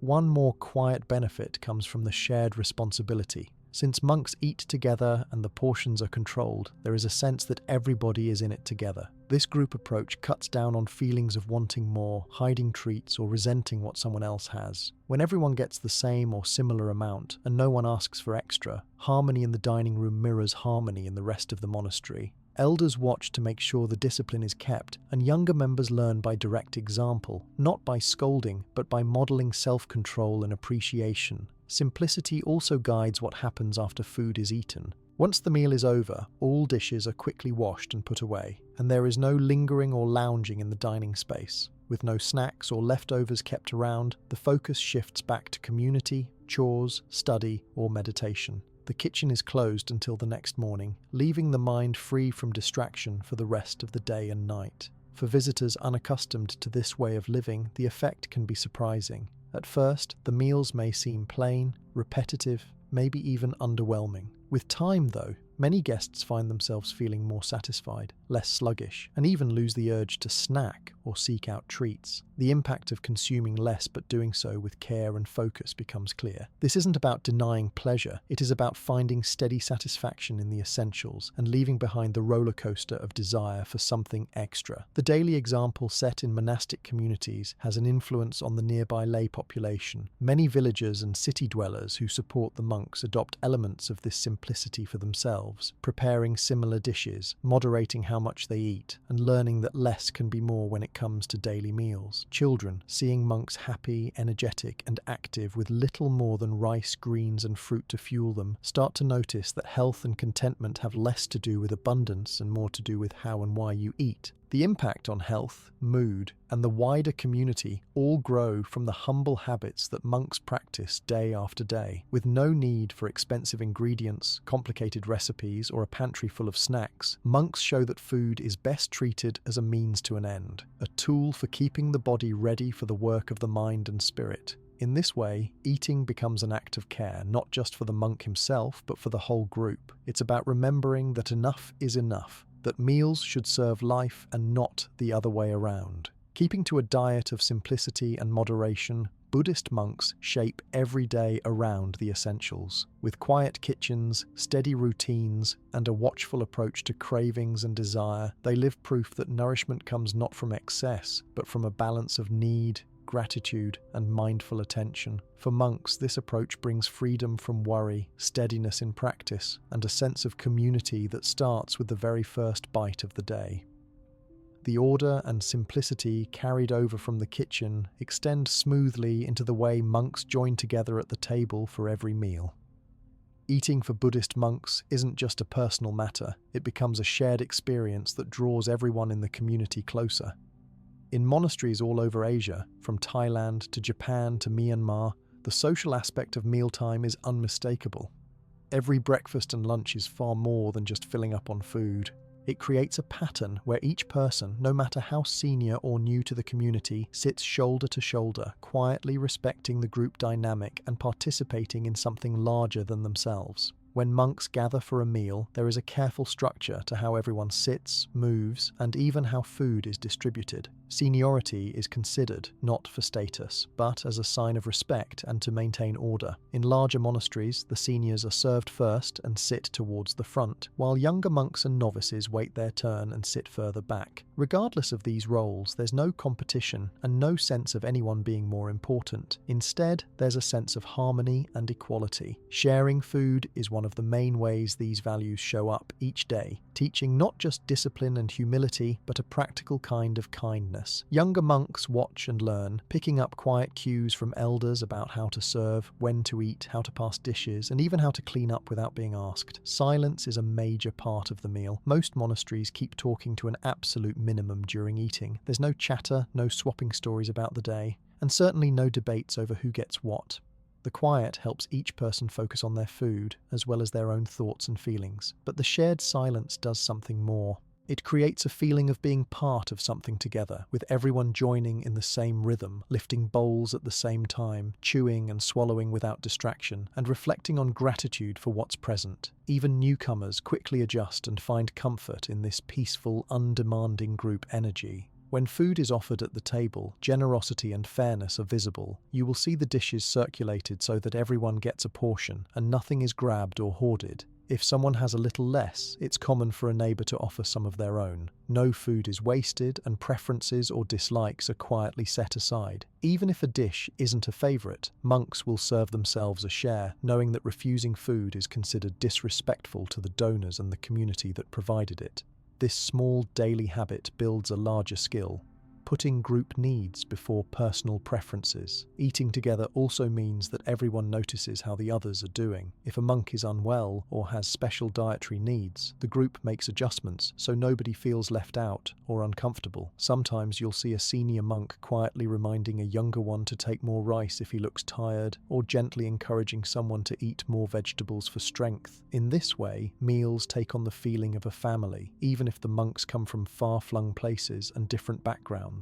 Small acts of care, like making sure a tired monk gets an extra serving or helping a novice find his utensils, weave subtle support through the whole group. Guests and lay supporters who come to join these communal meals often notice how the routine naturally drops everyone into a place of equality and belonging. Whether you are a visiting teacher, an old friend, or a village child, there is always a place at the communal table. You are served the same fare and treated the same as any other. Monks may bow slightly to welcome visitors, and there's a clear message that everyone deserves respect and hospitality, no matter their background. Sometimes, especially on special days or during festivals, meals grow larger and the sense of togetherness becomes even more obvious. Hundreds might be seated in rows on mats, sharing meal after meal brought in by local supporters. Seniors, juniors, visitors, and families from the larger community all blend into the crowd.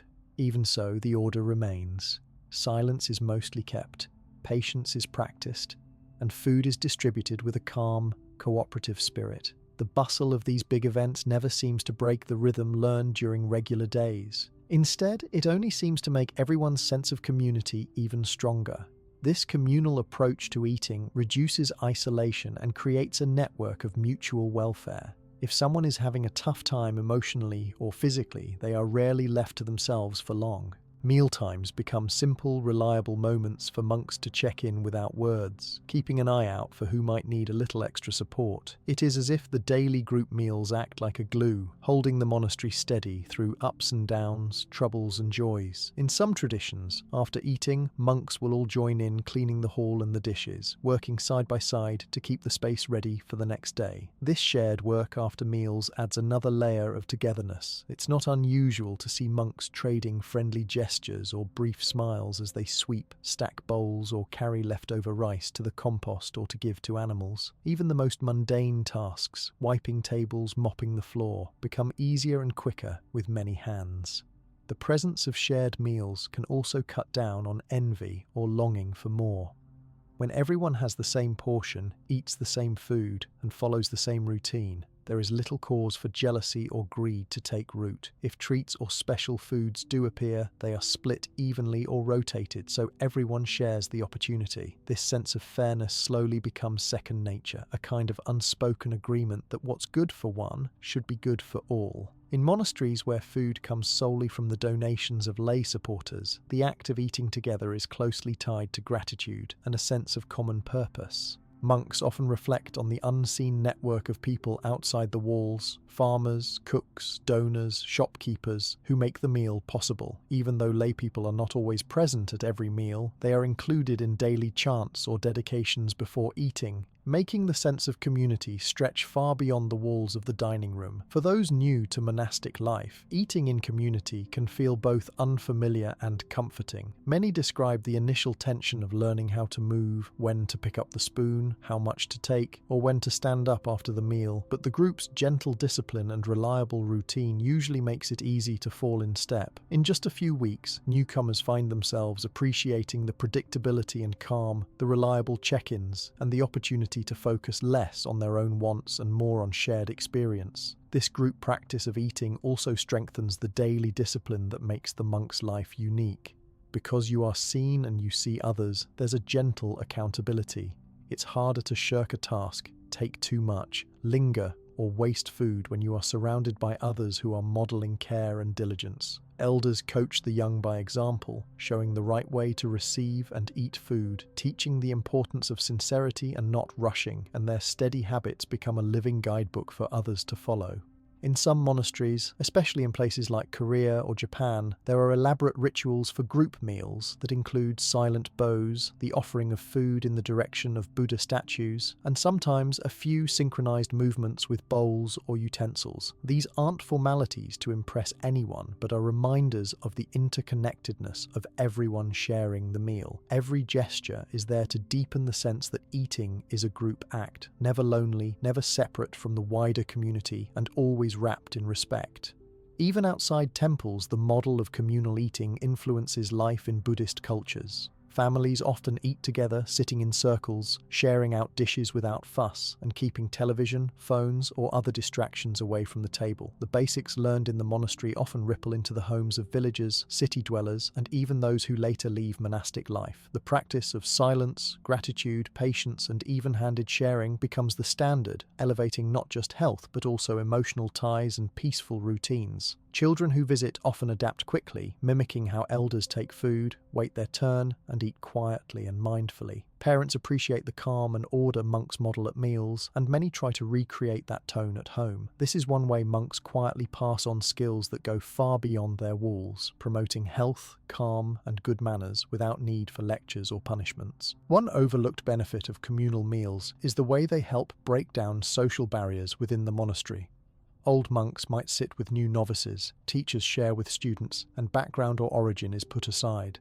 The meal table becomes a place where everyone is equal, distinctive only by age or experience, but valued regardless. Strong feelings of respect, kindness, and even gentle humour flow in the quiet moments and the shared effort. Arguments and hostilities rarely last in a system where everyday routines reinforce unity. If someone from outside visits, there is a sense that they are absorbed into the group for as long as they stay. You don't stand apart. For visitors, this can be revelatory. Meals are filled with a sense of shared simplicity, with no pressure to perform or stand out. Even those who don't speak the local language or understand the rituals can follow along, learning by watching and joining in, and soon share in the group's quiet satisfaction. Over years and decades, this habit of eating together weaves a cultural fabric that strengthens the mental and emotional resilience of monks. When hardship comes, illness, famine, grief, uncertainty, the routines of the communal meal offer comfort and structure. The repetition, predictability, and warmth of group support provide steady ground. Monks who have eaten at the same table every single day for 30 or 40 years often say these were among their most meaningful moments, remembered long after the food itself is forgotten. In moments of generosity and festival, when there is an abundance, nobody feasts alone. Extra food is shared with other monks, villagers, the sick, and sometimes even animals nearby. The sense that nobody should lack while others have plenty is not only spoken about in teachings, but lived directly in every meal. All of this results in better physical health, steadier mood, and a well-bonded group spirit. Monks grow generous not just in food, but in their attitude. Support comes as easily as reaching for the next bowl of rice. The emotional benefits last for a lifetime, and the monks turn into quiet examples for visitors and residents alike on how to support one another in daily routines. The communal meal, then, is where Buddhist principles meet reality. Adequate food is honored as a blessing, eating is seen as a grateful act, and every member is cared for in equal measure. Without saying much, monks teach by sitting together, eating with care, and holding space for one another as the wider world rushes by outside. In these silent and simple moments, the values of mindfulness and compassion become real, shared with everyone at the table, meal after meal, year after year. That sense of community and kindness built at the dining table doesn't just make mealtime special, it also greatly shapes how monks choose what actually ends up on their plates. A key detail of monastic eating habits, often noticed by visitors but rarely talked about in the broader world, is how deeply these habits are linked to the natural rhythms of the land. Whether you are in a rural Thai Wat, a Japanese Zen monastery, or a city temple in Vietnam, Buddhist monks eat food that reflects the seasons, grows nearby, and comes to them fresh from local fields or home gardens. There is a careful attention to the idea that what you eat should be both good for the body and gentle on the earth. In many Buddhist communities, monks eat what the people around them eat. Since monks depend on local donations, the meals actually mirror the broader harvests, climate, and traditions of their surroundings. If it is mango season, bowls fill up with slices of ripe, bright orange fruit. When monsoon rains bring green vegetables in abundance, meals feature soft leafy greens and young shoots. During colder months or drier times, you'll see more root vegetables, preserved green papaya, or small portions of dried beans. This simple pattern ensures that meals are closely tied to what nature provides at that exact moment, year after year. Monks are often taught from an early stage that food is more than just calories. In their tradition, certain foods picked at their peak, with vibrant colours and a crisp texture, are believed to have more life force. This isn't just a metaphor. People notice and genuinely feel healthier when they eat fresh and local food compared to something stored or shipped from far away. It's common to find monks inspecting a handful of greens for their colour and vitality, or appreciating the firmness of a just-picked cucumber. The goal is not to be picky, but to use what's best and most nourishing, both for physical health and for keeping the mind clear for meditation. Processing and additives are kept to an absolute minimum inside the monastic kitchen. The typical Buddhist meal, whether it's in Southeast Asia or a Zen temple, centers around ingredients that are mostly unaltered from their natural form. Rice is steamed or boiled, never fried or heavily oiled. Vegetables are sautéed, blanched, or simply served raw. Spices are used sparingly, mostly for mild flavor or gentle medicinal effect, not to overwhelm or distract. You won't see artificial coloring, packaged snacks, or sweetened drinks crowded onto the monastic dining table. If a dish needs a touch of flavor, monks and cooks use fresh ginger, lemongrass, or citrus, not an additive out of a bottle. There's a practical reason for all this. In a monastic community, cooking is mostly done in large batches to serve many people. Recipes that rely on short ingredient lists and simple preparations help things go smoothly when preparing food for 20, 50, or even hundreds of eaters. Simple, natural meals are also gentler on all the digestive systems, especially for older monks or those who sit in meditation for long periods afterward. The easier a meal is to digest, the easier it is to return to practice with comfort. This commitment to local and seasonal food is also a nod to ecological balance. When monks and their supporters choose the nearby harvest, fruits, greens, roots, tubers, beans and nuts that ripen just outside the monastery, those choices use far less fuel, water and resources than imported or processed products. Even the non-monk community benefits because the local farmers, orchard keepers and backyard gardeners all become part of the supply chain. This relationship is visible in the small village markets where the same people sit on mats each morning with bundles of herbs and baskets of produce, knowing that their morning's work will nourish the monks who walk past in alms rounds. One important shift is how prepared monks are for changes in harvest and season. Living in tune with nature's cycles, they are used to meals changing month by month. It's perfectly normal to have cabbage and pumpkin in the rainier months, with rice and bananas forming the staple in much of tropical Asia during hotter periods. When the weather turns cooler, root vegetables, squashes, and even simple grains like millet become more frequent. If a season brings too much or too little of something, monks do not complain or hunt for substitutes. Instead, they accept what is offered, trusting that eating locally and simply will provide balanced nutrition over time. Food preserved in natural ways is another common thread. If the garden harvest yields too much, monks and lay cooks prepare pickled radishes or sun-dried tomatoes. Some places have special traditions with fermented soybean paste, preserved lemons, or homemade chili sauce. None of these are highly processed with artificial chemicals or sugar. Instead, traditional preservation methods serve both to carry monks through lean months and to add flavour and variety in times when the harvest is less abundant. Occasionally, someone might wonder how monks can possibly meet all their nutrition needs without a wide menu or ideal vitamin sources. But years of community experience, passed down from teacher to student and from cook to cook, have shown that paying attention to variety across the year gives what's needed. Fresh green leaves in the spring, ripe fruit after the rainy season, squash and tubers when it is dry. These patterns give steady protein, fibre, minerals and energy. Small portions of nuts or seeds, harvested from local trees, fill in the gaps, and when times call for it, fresh water and herbal teas help the community feel satisfied, energetic, and balanced. Monastic gardens play a big role in many places. If you visit a Vietnamese temple or a Sri Lankan monastery, you'll almost always find a patch of land set aside for vegetables, greens, or herbs. Monks, novices, and lay supporters all tend these gardens, weeding, watering, and harvesting together.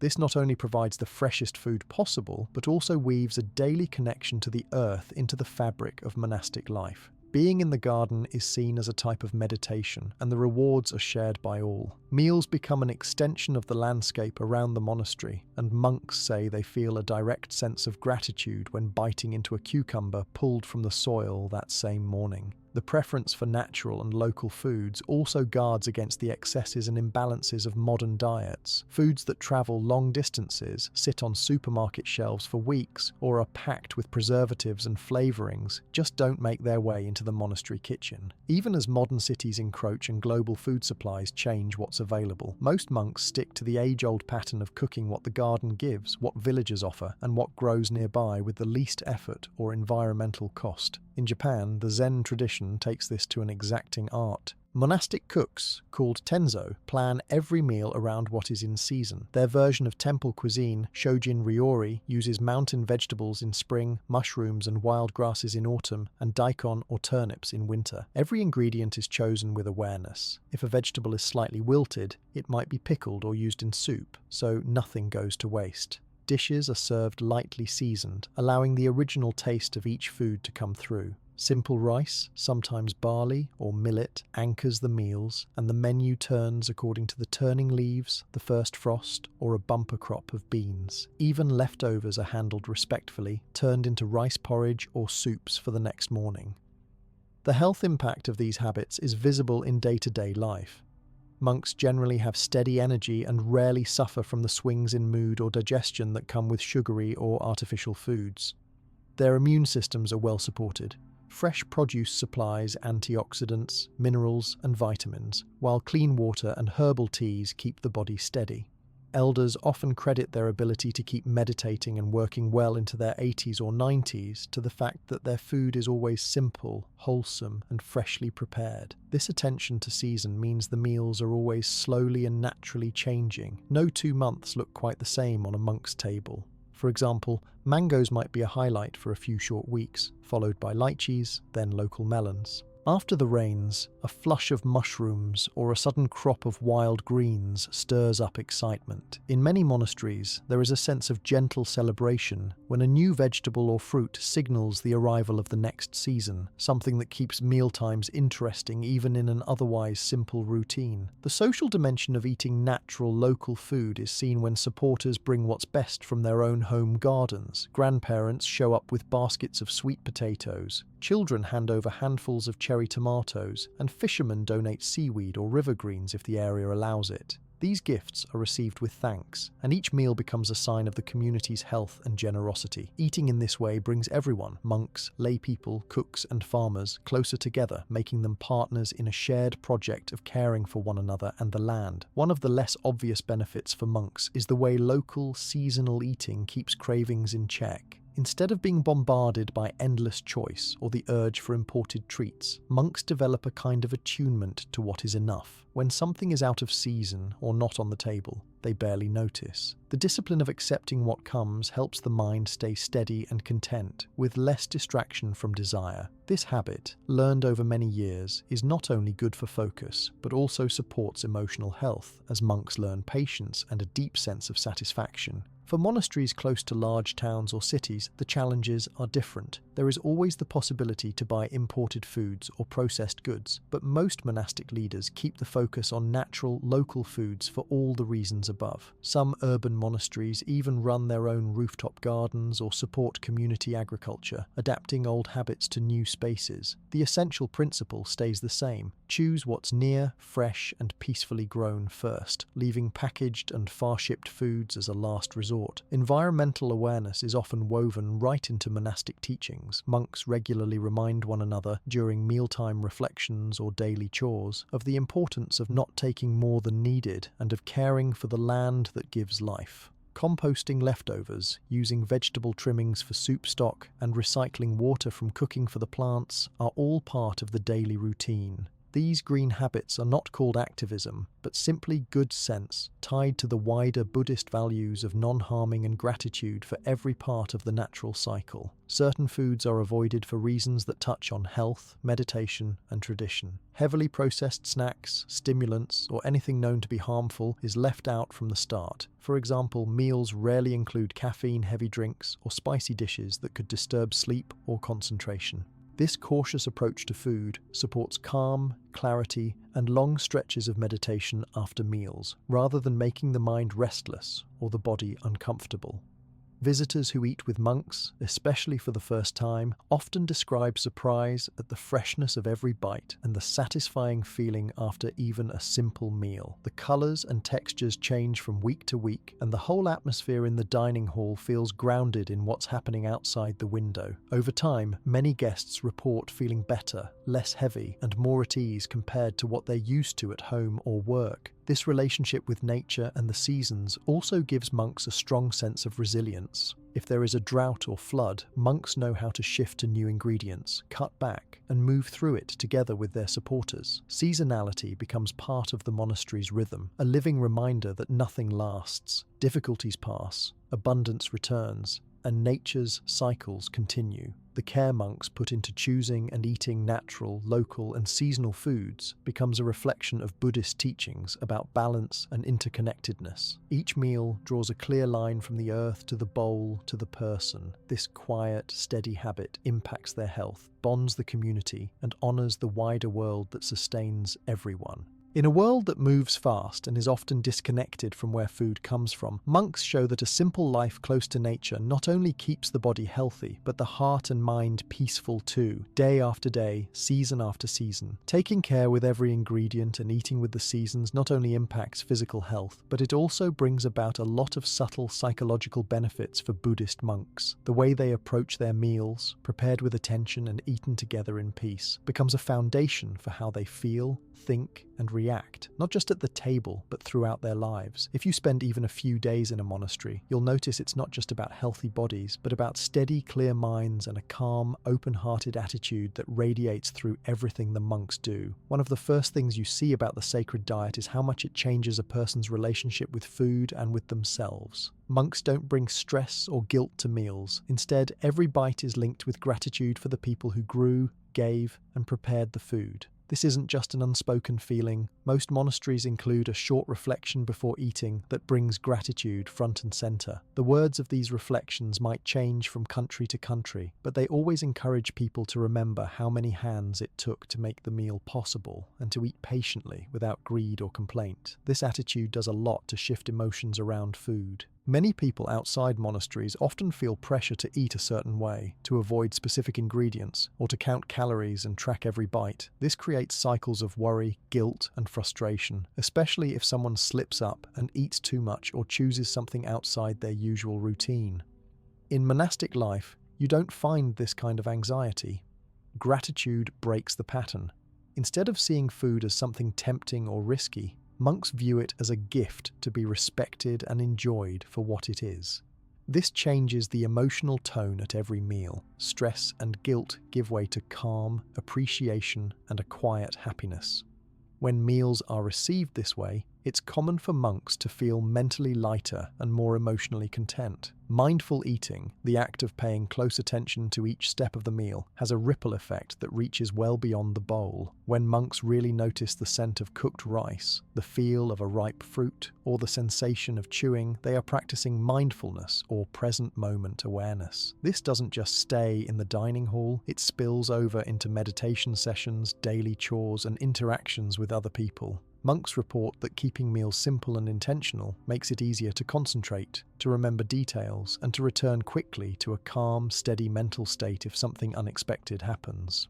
Another benefit monks receive from this diet is mental clarity. Heavy, processed, or sugary foods can make the body feel sluggish and create a kind of brain fog that's familiar to anyone who's eaten a big, rich meal. By sticking to light, natural meals, monks avoid this problem. The effect is clear after just a short time in the monastery. Focus and attention noticeably improve, and the mind feels sharper, able to handle reading, work, meditation, and conversations with steady attention. At the same time, the habit of eating only when hungry, rather than snacking or eating just because food is near, helps monks get in touch with their real needs. When hunger comes, it's clear and uncomplicated. When it passes, there's no lingering craving or regret. This simple body awareness builds a sense of trust and peace in everyday life. Many visitors and new monks notice that troubling thoughts about food slowly melt away. Instead of wondering what snack might come next or planning favorite treats, attention comes back to the present, to the job at hand or the task of caring for others. Food loses its emotional hold, becoming a straightforward part of a well-ordered day. This calm, clarity, and lack of emotional drama isn't accidental.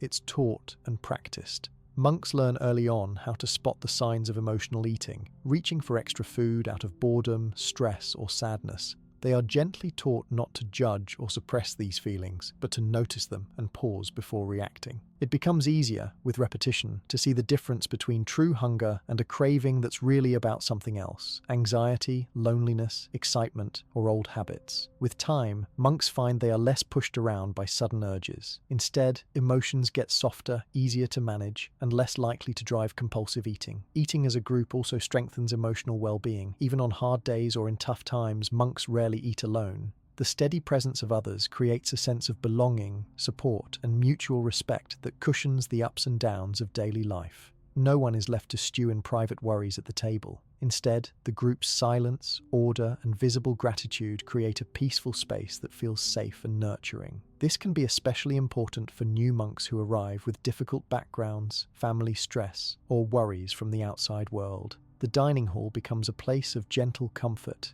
where simply sitting among others and sharing a meal calms nerves and builds trust. By leaving behind strong flavors, constant choice, and big portions, monks start to notice a new feeling: satisfaction from enough. When there is no focus on more, better, or different, the mind learns to rest with what is in front of it. This realization, simple as it sounds, is powerful. There is no pressure to finish everything, to get extra, or to compare one's bowl with another's. Gratitude for what's present replaces the cycle of wanting, getting, and then wanting again. The daily pattern of accepting food, giving thanks, and stopping when full builds a sense of contentment that's hard to shake. Peacefulness, a trait many people recognize first in senior monks, isn't just a gift. It grows from years of eating, working, and meditating in this steady, mindful way. The mood of a monastery is shaped by its food routine as much as by its prayers and teachings. When meals are calm, respectful, and predictable, the whole day seems to flow with less hurry, worry, or frustration. When conflict does arise, over chores, teaching, or community life, monks who are used to reflecting before eating find it easier to pause, to listen, and to return to cooperation. The ability to manage feelings and think clearly comes directly from their relationship with food and mealtime. Another layer of benefit is self-discipline. Sticking to a schedule, 1 or 2 meals in the morning, nothing after midday, requires a certain focus and commitment. But monks describe this not as a hardship, but as an opportunity. They stop being ruled by cravings or random hunger signals that can take over a typical day outside the monastery. Hunger appears, is satisfied, and disappears, creating a kind of natural rhythm that feels clean and manageable, not overwhelming or distracting. Monks who keep this discipline for years often say their minds grow quieter, their patience lengthens, and they worry less about what's coming next. Living in this way can also make monks more sensitive to the needs of others. Without the noise of their own wants or dislikes, they can listen better, notice more, and respond with genuine care. This openness is felt in daily interactions, teaching sessions, or moments of help. The teachings of compassion, so central to Buddhism, aren't just taught in words. They're lived at every meal, through every act of choosing less, sharing more, and being present with whatever appears on the table. The sacred diet also helps monks deal with disappointment better. Since food varies by season and by what's donated, there are days when meals are meagre or plain. Instead of reacting with frustration or complaint, monks have learned to let go gracefully. The practice of gratitude, even for just enough, builds resilience and flexibility, the very qualities that help monks and anyone handle life's bigger surprises and losses outside of meals. Over time, these habits make monks less attached, not just to food, but to praise, blame, comfort, or status. When they can sit down to a meal, enjoy what's given, and let go when it's over, they train themselves to do the same with other experiences and emotions. Meet them, respect them, and release them. Less attachment means less suffering, and this is something noticeable not only to monks themselves, but to the lay people and visitors who spend time in their company. The sacred diet's psychological impact reaches beyond the individual into the wider group. Communities where monks eat together, give thanks together, and share what's available tend to be more peaceful, resilient, and harmonious. There are fewer arguments about food, less competition or gossip, and more quiet cooperation. Everyone learns to look out for needs. If someone is sick, tired, or grieving, help naturally arrives, often without words. This makes monasteries strong in the face of challenge, less likely to fall apart during hard times. For monks who travel or leave their original home to live in a different country or region, the food discipline remains an anchor. The flavors may change, but the core habits of gratitude, moderation, and mindfulness hold steady. This gives each monk a sense of stability and home that is portable, even amid new people and landscapes. They can settle quickly, adjust gracefully, and keep their emotional balance because the routine is so reliable and nourishing. Young people who become monks sometimes arrive with a lot of anxious thoughts about appearance, performance, or fitting in. Over months and years, the eating routine helps these worries subside. Eating becomes an act of acceptance. This is enough, I am enough, and today I am taken care of. Many senior monks report that it's through the daily repetition of mindful meals shared in silence and gratitude that young monks grow up emotionally, learning confidence, patience, and self-worth without needing to be told these things directly. The ability to deal with stress is another big plus, because food is never rushed and monks practice slowing down and paying attention at every meal. They are well trained to meet pressure or challenge by pausing and breathing instead of reacting in panic. This habit is visible in emergency situations or in the daily ups and downs of monastic and lay life.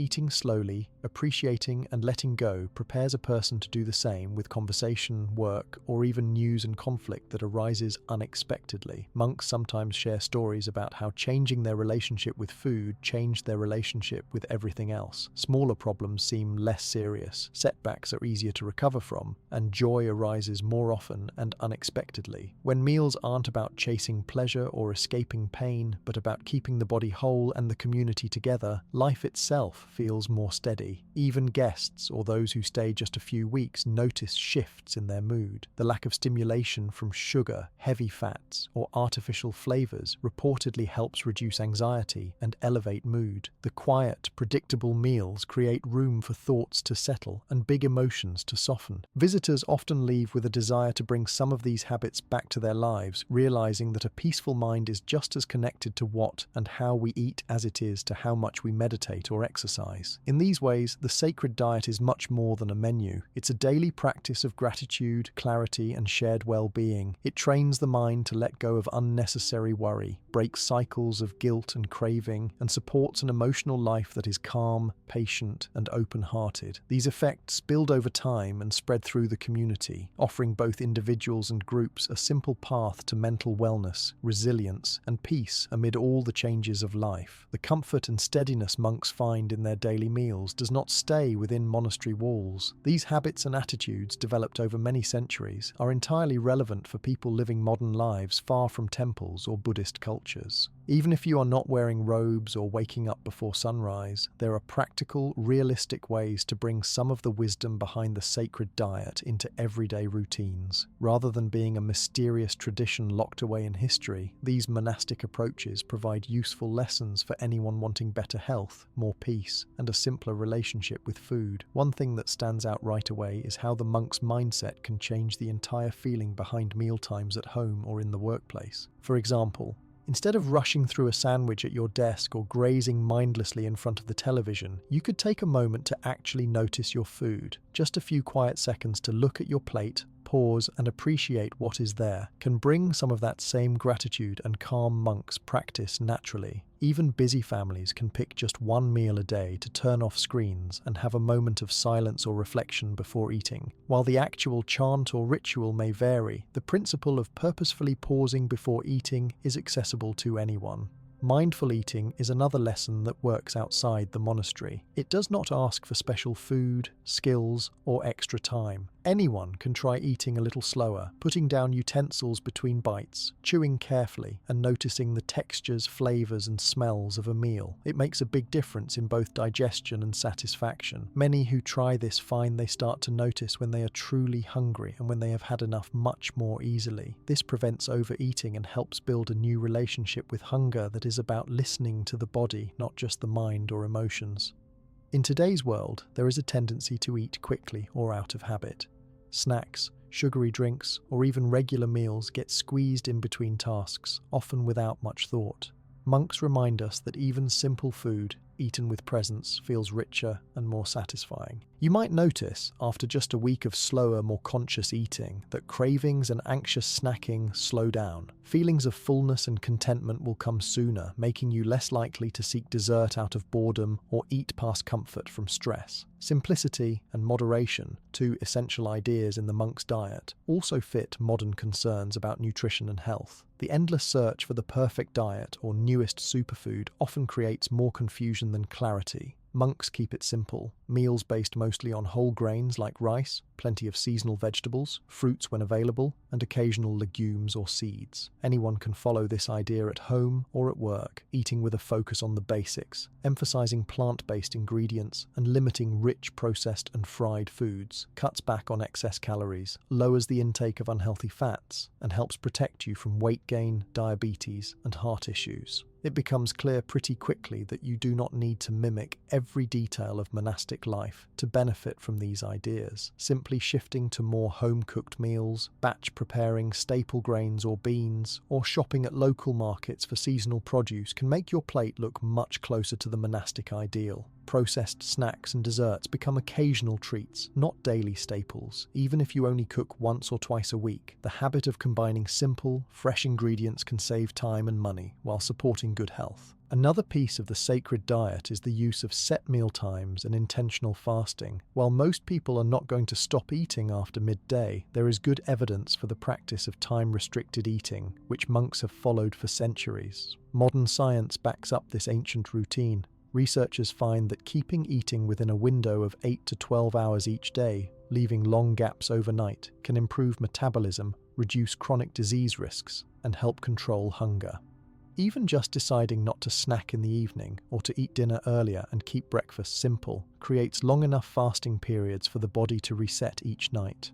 If you live with others, eating together without distractions is a lesson straight from the communal tables of a monastery. Sitting with family or friends and focusing on the meal, even if just for 20 minutes each evening, makes a real difference. It is a chance to sync schedules, check in with one another, and practice basic gratitude just by sharing. Studies show that regular shared meals support emotional health, cut down screen time, and make it easier for children and adults to maintain healthier habits. The Buddhist practice of eating local and seasonal food is both an old wisdom and a modern necessity. Shopping at farmers' markets, joining a vegetable box program, or simply noticing which fruits and vegetables are abundant at different times of year is a simple way to lower your ecological footprint and maximize the natural nutrients on your plate. Choosing food that is fresh and grown nearby usually means fewer chemicals, more flavor, and a sense of connection to your own region. Even if you are in a big city, these habits can be adopted by choosing produce that is in season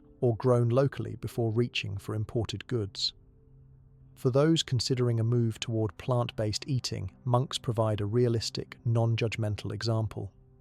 You do not have to cut out all meat or animal products overnight. Simply increasing the proportion of plant-based meals, reducing processed meats, and exploring simple dishes built around grains, beans, and vegetables already brings health benefits. Many families and individuals find that going monk style just a few days a week is a good experiment. It encourages variety, lowers grocery bills, and often introduces new favorite flavors. Leaving waste behind is also an important lesson. Monasteries are known for not letting food go uneaten. This practice can be brought into any kitchen, serve smaller portions, use leftovers creatively, and avoid impulse buying of perishable goods. Composting scraps or buying just what is needed cuts food waste and saves money.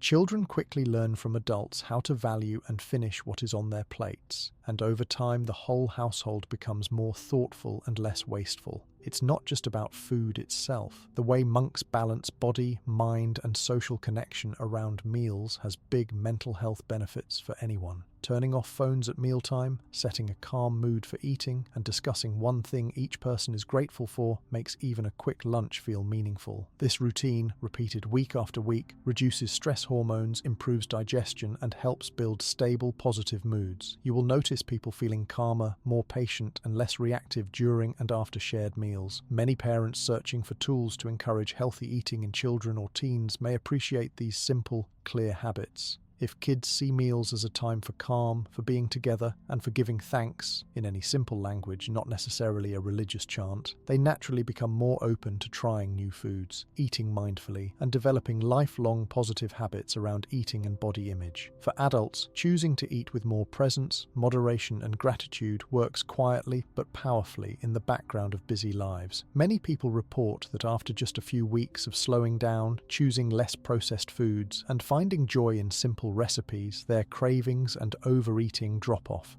Sleep may become more restful, energy steadier, and daily mood more resilient in the face of stress. Some even notice the effect on spending, with less money spent on treats, takeout, or supplements. Workplaces and schools can take small cues from the monastic approach too, instituting quiet lunch zones or encouraging group meals, even if just once a week, helps reduce tension and boosts morale. When people eat together, they tend to eat better, communicate more honestly, and feel more invested in their teams or classmates. Simple food, served family style and eaten in company, does double duty. It feeds the body and builds trust. There are also lessons to be drawn from the monastic approach to not moralizing food or feeling guilt about eating. Rather than judging foods as good or bad, monks look at whether something brings health, balance, and gratitude Guilt and food anxiety are major issues for many modern people, often fed by endless online advice or magazine articles. Letting go of judgment and refocusing on appreciation for what is on your plate can bring relief from cycles of shame or confusion. If a meal is less healthy one day, or if snacks are enjoyed socially, it's not a failure.